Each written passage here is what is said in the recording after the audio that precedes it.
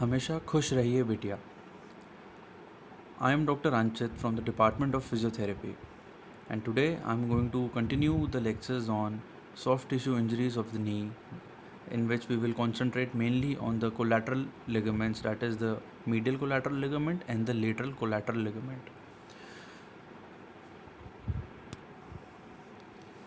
Now you can see the knee joint and the ligaments of the knee joint. These are the collateral ligaments. This one is the lateral collateral ligament. It is being named lateral because it is on the lateral side, that is the outer side of the knee, attaching the femur to the fibula. This is the medial collateral ligament, attaching the medial side of the epicondyle of femur to tibia.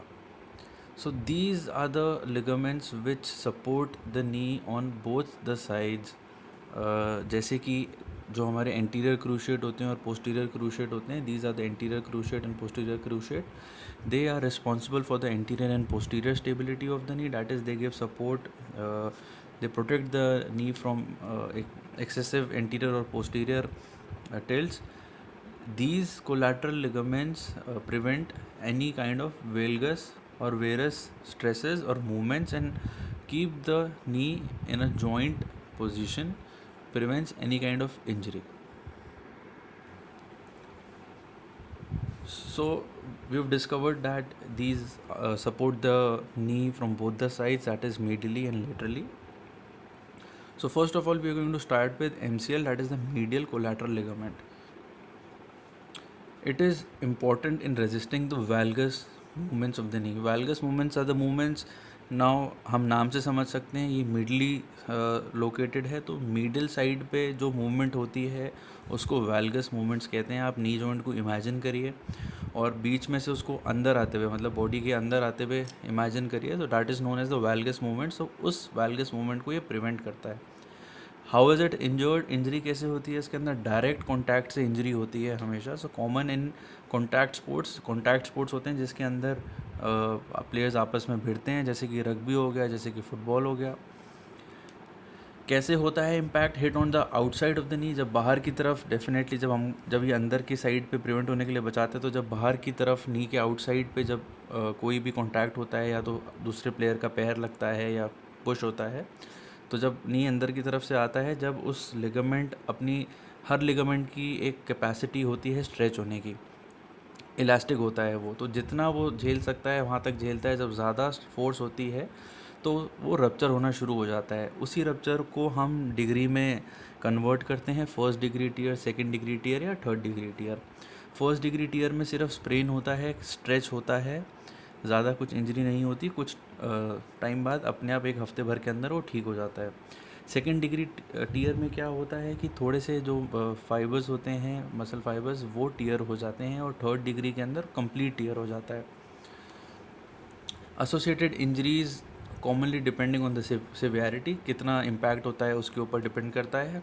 अब ये कैसे present करता है, clinical features क्या होते हैं इसके? एक तो डेफिनेटली जब इम्पैक्ट होता है तो पॉपिंग साउंड आती है. पॉपिंग साउंड हमेशा डिटरमाइन करती है degree of tear. Popping usually third degree tear के अंदर होती है, पता चलता है. तो इमीडिएट पेन शुरू हो जाता है over the middle part of the नी. अब मिडल साइड में जब टीयर हुआ है तो मिडल पार्ट में होगा. यूजुअली जॉइंट के ऊपर की तरफ पेन होता है ये. It worsens with the flexion and extension of the knee. Pain में बी कॉन्स्टेंट और present with movements only. Knee feels unstable and soft tissue swelling and bruising is present or can be seen. अब जब physical examination करते हैं तो उसमें क्या क्या दिखता है अपन को? अभी तक तो हमने ऑब्जर्वेशन किया और क्लिनिकल सिम्टम्स पूछे उसको क्या हो रहा है. उसके अंदर ज़रूरी नहीं है कोई इफ्यूजन दिखे हमको. मिडल साइड पे स्वेलिंग दिखती है हमको, पेन होता है और विच increases with flexion. Tenderness is present over the medial femoral condyle proximal to the tibia, and valgus stress at 0 degree and 30 degree gives pain and laxity. तो इसका टेस्ट करने का तरीका क्या होता है? इसके अंदर हम वेल्गस टेस्ट करते हैं. वेल्गस टेस्ट किया जाता है इसको डिटरमाइन करने के लिए, जिसमें पेशेंट को प्रोन पोजीशन में लेटाया जाता है. उसका जो लेग है वो बाहर की तरफ एबडक्ट किया जाता है टेबल से बाहर, जो पेशेंट जो थेरेपिस्ट है उसके नी के ऊपर प्रेशर, उसको लेग को सपोर्ट देते हुए एंकल के ऊपर से दूसरे हैंड से नी को वैल्गस स्ट्रेस देता है, यानी अंदर की तरफ स्ट्रेस देता है. If that movement giving the stress increases a lot of pain in the medial side, और if there is laxity present और या फिर गैपिंग प्रेजेंट होती है, तो वो साइन होता है कि ये जो लिगामेंट है ये टियर हुआ है, और यूजुअली सेकेंड डिग्री या थर्ड डिग्री टियर है. थर्ड डिग्री के अंदर बहुत ज़्यादा शार्प पेन होगा और जो स्पेस है वो बढ़ जाएगी, वैल्गस बढ़ जाएगा वहाँ पे. तो इसलिए फ्लेक्जन और एक्सटेंशन में ज़्यादा पेन होता है. यूजुअली 30 डिग्री पे हम रख के करते हैं. पहले तो जो जब सुपाइन लिटाते हैं तो फ्लैट लेग के अंदर देखते हैं. उसके बाद उसमें कुछ डिटरमाइन नहीं होता तो हम क्या करते हैं, नी के नीचे एक टॉवल रोल लगाते हैं जिससे कि 20 से 30 डिग्री का फ्लेक्जन होता है. वापस से टेस्ट करके देखते हैं. तो 0 से 30 डिग्री के अंदर सबसे ज़्यादा लैक्सिटी पाई जाती है, तो उससे डिटरमाइन कर सकते हैं हम. और क्या तरीके हैं देखने के, we can also do x-rays to see. अब एक्सरेज में एफ्यूजन ही दिख पाता है हमको, स्वेलिंग ही दिख पाती है, सॉफ्ट टिश्यू इंजरी उसके अंदर अच्छे से नहीं दिख सकती. उसके लिए हमको MRI ही करना पड़ता है. अब जब हमने डिटरमाइन कर लिया कि ठीक है टियर हुआ है, अब कैसे कैसे उनको ट्रीट करेंगे. तो ग्रेड 1 जो इंजरी होती है जिसके अंदर कोई लैक्सिटी नहीं होती, इन 0 डिग्री से 30 डिग्री में भी कोई लैक्सिटी नहीं होती है, उसके अंदर हम क्या करेंगे, सिंपल हम राइस थेरेपी यूज़ करेंगे. हफ्ते भर का उसके अंदर रेस्ट होता है, और जो पेशेंट है यूजुअली अपने नॉर्मल रूटीन में 1 वीक के अंदर आ जाता है. ग्रेड 2 में क्या होता है, जिसके अंदर 0 डिग्री पे तो कोई लैक्सिटी नहीं होती है, लेकिन 30 डिग्री जब फ्लेक्जन करते हैं नी का उसमें लैक्सिटी पाई जाती है. तो वो यूजुअली डिटरमाइन करता है कि ग्रेड 2 की इंजरी है. उसके अंदर हमारा ट्रीटमेंट प्रोटोकॉल क्या होता है, शुरू के अंदर तो वही हमारा रहेगा, राइस करेंगे. एक्यूट इंजरी है क्योंकि, तो आइसिंग करेंगे, ब्रेसिंग करेंगे, कंप्रेशन देंगे, आइसिंग करेंगे, सब कुछ करेंगे. शुरू में रेस्ट देते हैं, उसके बाद धीरे धीरे रिकवरी शुरू करते हैं, स्ट्रेंथनिंग शुरू करते हैं उसकी. और ग्रेड 3 क्या है, जिसके अंदर लैक्सिटी 0 डिग्री पे भी दिखेगी और 30 डिग्री पे तो दिखेगी ही दिखेगी. उसका ट्रीटमेंट प्रोटोकॉल क्या होगा, मैं आपको रिहैब प्रोटोकॉल दोनों लिगामेंट्स का एक साथ बताऊंगा. प्रोग्नोसिस क्या होता है ग्रेड 1 या फर्स्ट डिग्री टियर में, यूजुअली 10 डेज़ में वापस बंदे की एजिलिटी वापस आ जाती है. ग्रेड 2 टीयर्स के अंदर 3 to 4 वीक्स लग जाते हैं. एंड ग्रेड 3 जिसके अंदर यूजुअली सर्जिकल रिकमेंडेशन होता है, रिकन्स्ट्रक्शन सर्जरीज होती है, it usually takes 6 to 8 weeks for the person to come back to his normal self. अब हुआ क्या है, देखा क्या जाता है कि इसके साथ साथ में एसोसिएटेड इंजरीज भी होती हैं.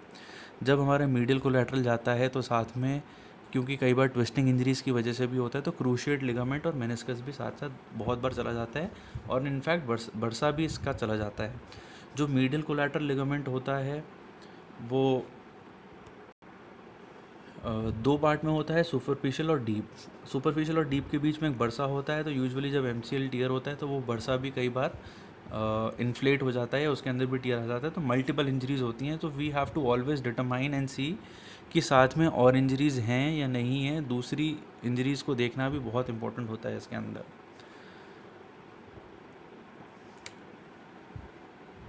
कॉम्प्लिकेशंस क्या क्या होते हैं इसके अंदर. कॉम्प्लिकेशंस मतलब वही ACL भी टियर हो सकता है इसके अंदर, ACL MCL दोनों भी टियर हो सकते हैं, और मिडिल मेनिस्कस भी टियर हो सकता है. तो जितनी ज़्यादा कॉम्प्लेक्स इंजरी होती है उतना प्रोग्नोसिस में टाइम ज़्यादा लग जाता है. नाउ मिडिल साइड पे हमने देख लिया मिडिल कोलैटरल है, वैसे ही सिमिलरली लेटरल साइड पे लेटरल कोलैटरल लिगामेंट होता है जो हमारी फीमर को फिबुला से जोड़ के रखता है. इसका फंक्शन क्या होता है, जैसे वो हमारा वेल्गस स्ट्रेस को रोकता था, वेल्गस ऐसे ही लेटरल हमारा वेरस स्ट्रेस को रोकता है. वेरस मूवमेंट होती है लेटरली बाहर की तरफ, बाहर का सपोर्ट दे रहा है तो बाहर के मूवमेंट्स रोकता है, उसको वहाँ पे स्टेबिलिटी प्रदान करता है. एंड ऑल्सो जो इंटरनल रोटेशन है टिबिया की उसको कंट्रोल करता है, एक्सेसिव इंटरनल रोटेशन नहीं होने देता. अब जब इसके अंदर कभी भी टियर होता है या लिगामेंट इंजरी होती है तो क्या क्या प्रेजेंटेशंस होती हैं, वही पेन हो सकता है. कहाँ पे पेन होगा, वो मिडिल साइड पे होता था, ये लेटरली लोकेटेड है तो लेटरल साइड ऑफ नी पे पेन होता है. लॉस ऑफ मोशन हो सकता है, वेरियस स्ट्रेस प्रेजेंट हो सकता है, वही डिपेंडिंग ऑन द डिग्री. जब 1 डिग्री होगा तो ना तो 0 डिग्री पे वेरियस स्ट्रेस होगा, ना 30 डिग्री पे वेरियस स्ट्रेस होगा. जब सेकंड डिग्री होगा तो 0 डिग्री पे नहीं होगा, लेकिन 30 डिग्री पे प्रेजेंट टेस्ट जो है वो प्रेजेंट आएगा. और जब 3rd डिग्री टियर होगा तो वो 0 डिग्री पे भी प्रेजेंट होगा और 30 डिग्री पे भी टेस्ट प्रेजेंट आएगा, जो हम वेरियस स्पेशलिटी टेस्ट करते हैं। और इसके साथ साथ भी हम एसोसिएटेड इंजरीज़ को चेक करते हैं, क्योंकि ये 7 लिगामेंट सारे आसपास ही होते हैं। तो जब भी इस तरह की इंजरीज़ होती हैं तो यूजुअली देखा गया है कि आसपास के लिगामेंट भी टियर कर जाते हैं। तो जब भी हम कोलैटरल लिगामेंट्स चेक करते हैं तो साथ में हम क्रूशिएट लिगामेंट्स भी चेक करते हैं, साथ साथ मेनिस्कस को भी चेक किया जाता है कि एसोसिएटेड इंजरीज़ तो नहीं हुई हुई। कई बार एक लिगामेंट टियर होता है, उस समय दूसरा लिगामेंट टियर नहीं होता, लेकिन जो एथलीट है या तो वो खेलता रहता है या नॉर्मल डेली लाइफ में बिज़ी हो जाता है या कोई भी नॉर्मल पर्सन है, तो उसकी वजह से एसोसिएटेड इंजरी होने का रिस्क बढ़ जाता है, क्योंकि नी के ऊपर स्ट्रेस बढ़ जाता है, क्योंकि जो फोर्सेस एक्ट कर रही होती हैं वो ढंग से एक दूसरे को बैलेंस नहीं कर पाती, इंस्टेबिलिटी हो जाती है, तो दूसरे स्ट्रक्चर्स के ऊपर ज़्यादा लोड आता है, तो दूसरे स्ट्रक्चर्स ज़्यादा डिस्ट्रॉय होने के चांसेस होते हैं, तो कॉम्प्लिकेशंस बढ़ जाती हैं। So whenever we do testing of small joints of any ligament, we have to make sure that associated ligaments are also tested simultaneously. Again अब ट्रीटमेंट की अगर हम बात करेंगे तो सेम ट्रीटमेंट है। एक्यूट में हम राइसिंग करेंगे, फिर हम क्रचेस देंगे इमोबलाइज करने के लिए, इमोबलाइज़र लेंगे चलने के लिए। जब उसको वेट बेयरिंग कराना शुरू करेंगे तो शुरू में इमोबाइल करा के कराएंगे और फिर उसकी रिहैब शुरू करवा देंगे। और रिहैब कैसे कैसे करेंगे, स्टेप बाय स्टेप हम हमारा रिहैब प्रोटोकॉल होता है। अगर हम 2nd डिग्री या 3rd डिग्री की, अगर हम 3rd डिग्री की बात करते हैं, 2nd डिग्री उसमें अपने आप कवर हो जाता है। अगर हम 3rd डिग्री की बात करते हैं, रिकन्स्ट्रक्शन करवाते हैं, तो डेफिनेटली हमारा प्री ऑप और पोस्ट ऑप गोल होता है। प्री ऑप में हम बेसिकली स्ट्रेंथनिंग पे फोकस करते हैं, फ्लेक्सिबिलिटी पे फोकस करते हैं, रेंज ऑफ मोशन बढ़ाने में फोकस करते हैं, ताकि जब हम सर्जरी के बाद वापस लौट सकें अपने नॉर्मल रूटीन के अंदर, तो हमारी मसल स्ट्रॉन्ग हो सर्जरी के बाद और वो नॉर्मल मोशन करा सकें हमको।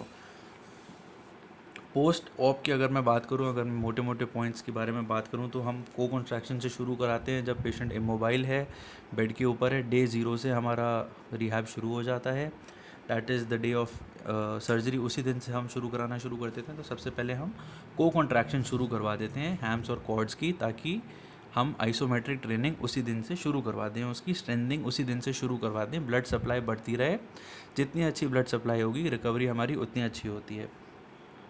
उसके बाद स्ट्रेट लेग रेस शुरू करवा देते हैं हम। Patient is still on the bed, बैठा हुआ है, वो ट्रंक फ्लेक्स्ड है, उसके अंदर ही हम स्ट्रेट लेग रेस शुरू करवा देते हैं। नी अभी भी बेंड नहीं करवा रहे हैं हम।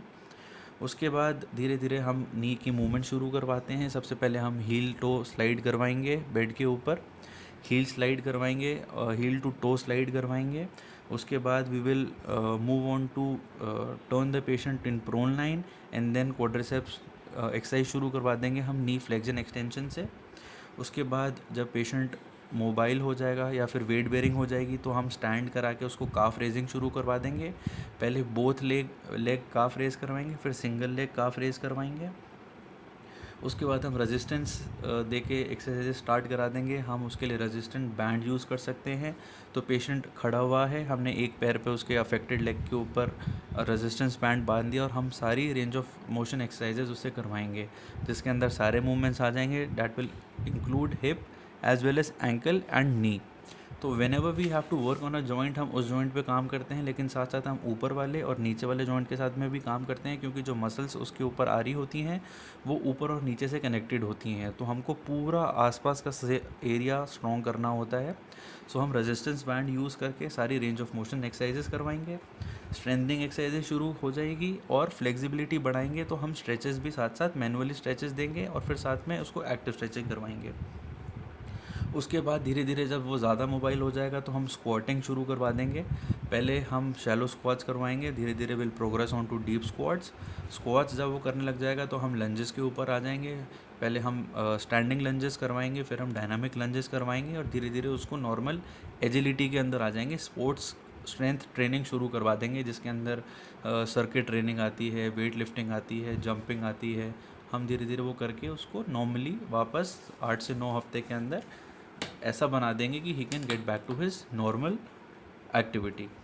सो this was soft tissue injuries of the knee, जिसके अंदर हमने पिछले लेक्चर में एंटीरियर क्रूशिएट और पोस्टीरियर क्रूशिएट पढ़ा था। इसमें हमने मीडियल कोलैटरल और लेटरल कोलैटरल के बारे में पढ़ा है।